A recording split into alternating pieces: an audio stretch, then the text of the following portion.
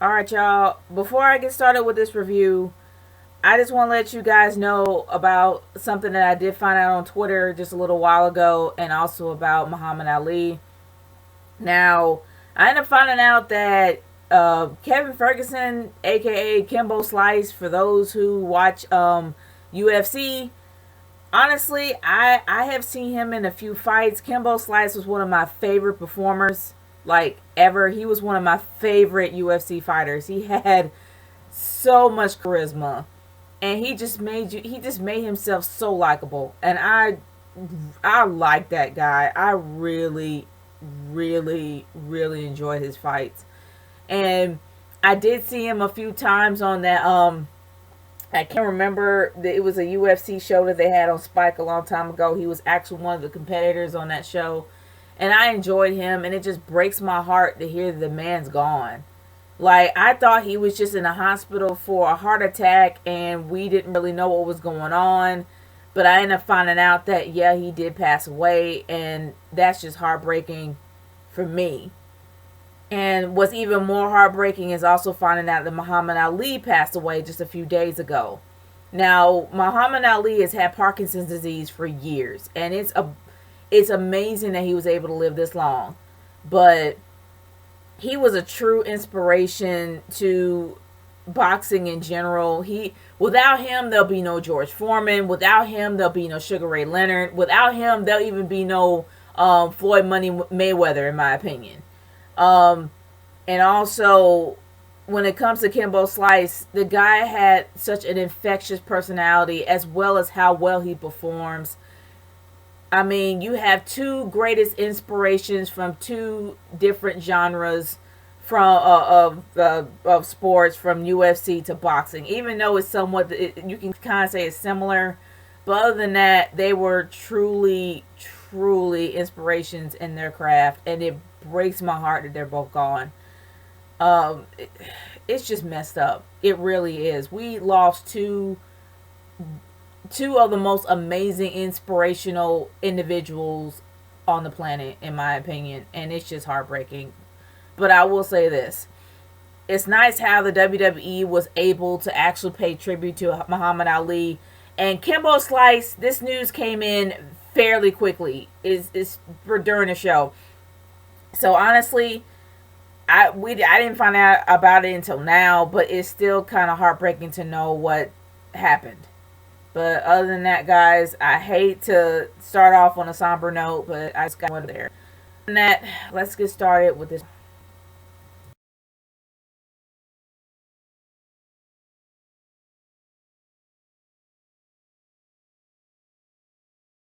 Alright, y'all. Sorry to start it off on a somber note, but I will say that the opener actually was somewhat promising. It was kind of hilarious to actually see all the guys on ladders, and they were actually talking about the match, which was weird.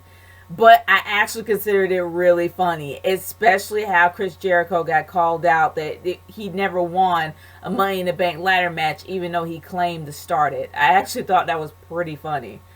But despite all that, we still, I mean, in my humble opinion, I think it's going to be a huge surprise on who is going to be winning the Money in the Bank ladder match. The seventh guy that they never called. I still think that they're going to call somebody out.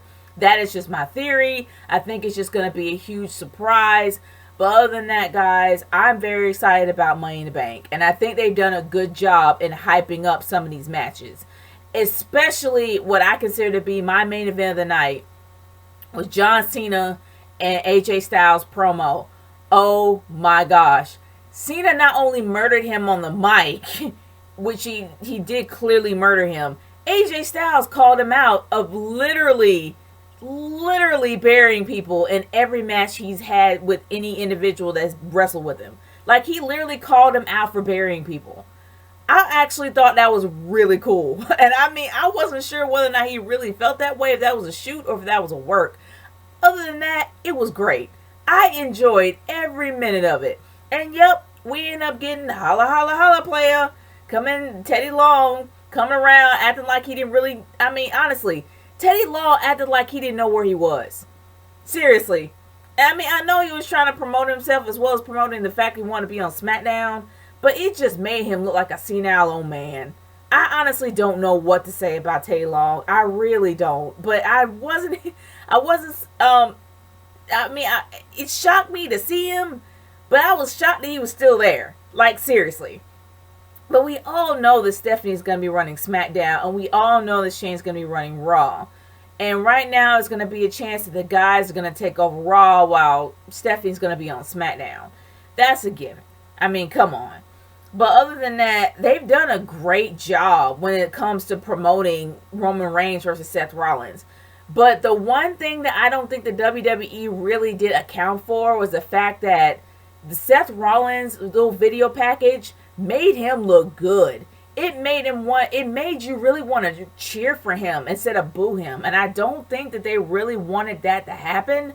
But unfortunately, it's going to happen that way.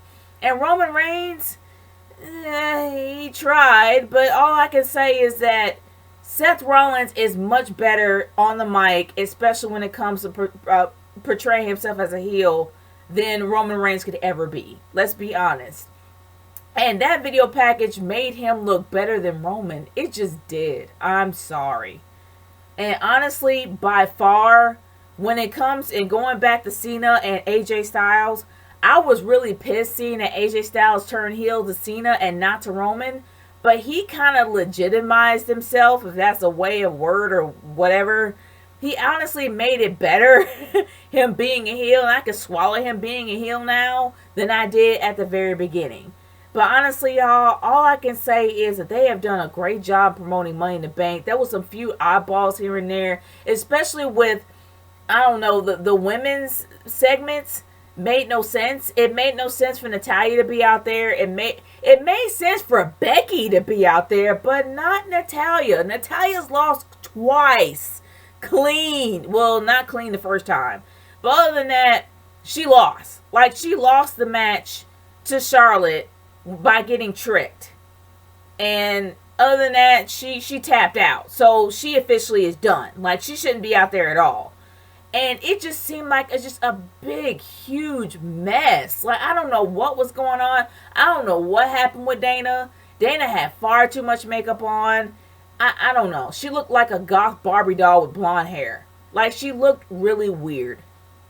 But I don't know what was going on with her. I'm happy they didn't turn her face. They don't need to turn her face. She's supposed to be the number 2 heel. Leave her that way. Please. But other than that, it just seems like the women is just lollygagging around until SummerSlam.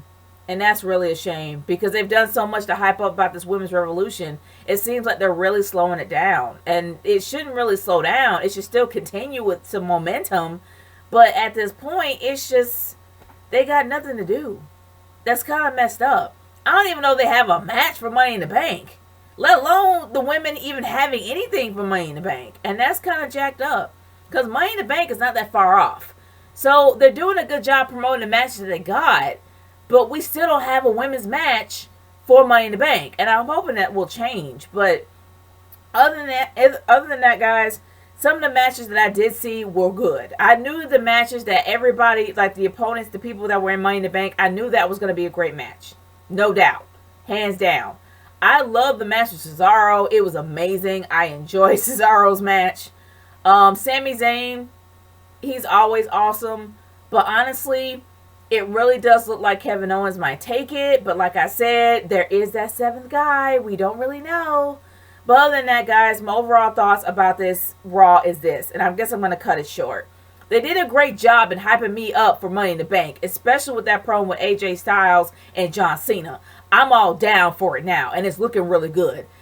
The women's division is starting to really slow down. And that's messed up because they've done so much to hype up the women's division that it's slowing it down. And it also doesn't make any sense for Charlotte to apologize because she's a heel. She's supposed to get that kind of heel heat. And it also looks like that we're finally getting a feud between Enzo and Cass and the Vaudevillains. Something that was supposed to happen a long time ago, especially what happened to Enzo. And I hate to say it, but Enzo can't really wrestle that well. So I'm hoping it gets better before a big pay-per-view. But we have at least 4 matches that's called out for Money in the Bank. And I'm looking forward to hearing that we might get a few more. And I'm hoping we get a few more. But other than that, guys, I'm hyped up about Money in the Bank. What about you? What matches did you not like? What did you feel like? Because, I mean, honestly, I could talk about the New Day all day, but I can't stand them. They're starting to really get on my freaking nerves. But other than that, guys, I want to hear your thoughts. What are the thoughts on the New Day? How do you feel about this Raw? How do you feel about Money in the Bank? I am curious to hear y'all's thoughts. Leave in the comment section below. I am curious to hear what y'all's thoughts are, especially about Money in the Bank. It's Nature Girl 30 signing off. Peace out, y'all. Later.